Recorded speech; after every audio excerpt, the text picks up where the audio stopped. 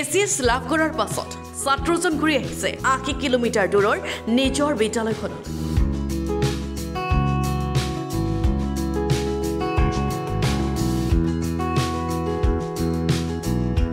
সেৱা কৰিছে ইজনৰ পাছত সিজন শিক্ষাগুৰুৰ চৰণত।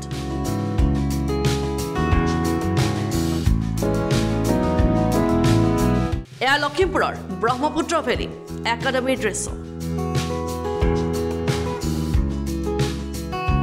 শিক্ষাগুৰুৰ চৰণত সেৱা কৰা এই ছাত্ৰজন আপোনালোকৰ চিনাকি।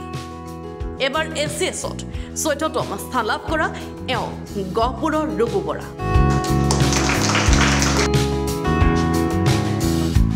ৰুবু বৰা যি সময়ত দৰিদ্ৰ স্পৃষ্ট আছিল, সেই সময়ত গহপুৰৰ পৰা আনি এইখন বিদ্যালয় বিনামূলীয়াকৈ পঢ়ুৱাইছিল তেওঁ। মোৰ এতিয়াও মনত আছে, প্ৰত্যেকবাৰ যেতিয়া মই ঘৰলৈ ঘূৰি যাওঁ, কিবা কামত বন্ধ থাকিলে ঘৰলৈ যাওঁ, তেতিয়া দিব্য মেমে ৰাতি আহে ১১-১২টা বজাত মোৰ দৰজা নক কৰে। ৰুবু তোমাৰ যাবলৈ পইচা আছেনে বুলি সোধে।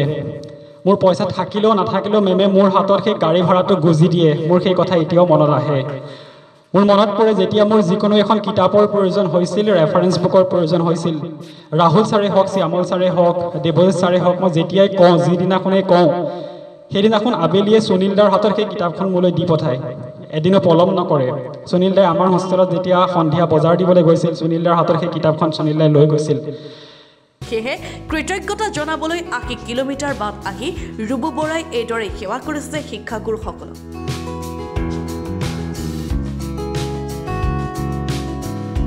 তেওঁক মাজত পাই শিক্ষাগুৰুসকল হৈ পৰিল আবেগিক।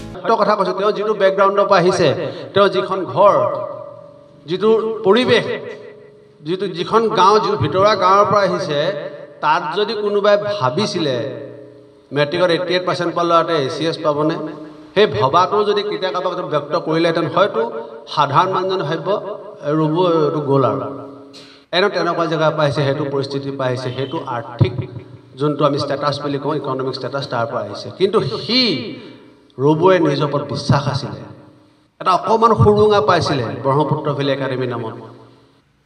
And he made it big. He made it bigger than himself.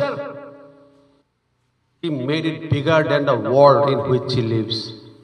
Rubu বৰাই বিদ্যালয়খনৰ নতুন ছাত্ৰ ছাত্ৰীসকলক উদ্দেশ্যি কৰে জীৱনত সফল হোৱাৰ কৌশলৰ বিষয়ে। মই নিজেও মানুহ, পঢ়া শুনা কৰিবলৈ ধনী হ'ব নালাগে, কিন্তু পঢ়া শুনা কৰিবলৈ টকা লাগে। সেই টকা লাগিলে আপোনাৰ মা দেউতাই উপাৰ্জন কৰিছে, নতুবা আপোনাক বেলেগে দি সহায় কৰিছে।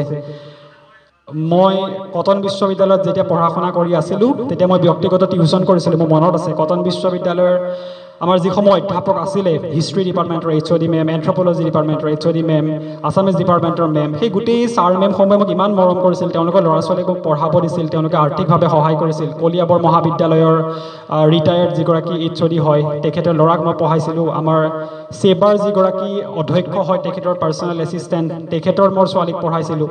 আচলতে গোটেই এই যাত্ৰাটোৰ জৰিয়তে আহি পেলাই আজি এই তাৰিখত উপনীত হৈছোহি। গতিকে এই গোটেই সংগ্ৰামৰ যাত্ৰাটো আচলতে আৰম্ভ হৈছিল ব্ৰহ্মপুত্ৰ ভেলী একাডেমীৰ পৰা, আৰু আজি শেষ হৈছে আজি ব্ৰহ্মপুত্ৰ ভেলী একাডেমীৰ মঞ্চত আজি মই উপস্থিত আছোঁ। গতিকে মই ভাবিছিলোঁ যিটো চাৰ্কুল হৈছিলে, সেই চাৰ্কুলটো আজি কমপ্লিট হৈছে। য'ৰ পৰা আৰম্ভ কৰিছিলোঁ আজি সেই ঠাইলৈ ঘূৰি আহিছোঁ। Bureau' report, Lakhimpur today.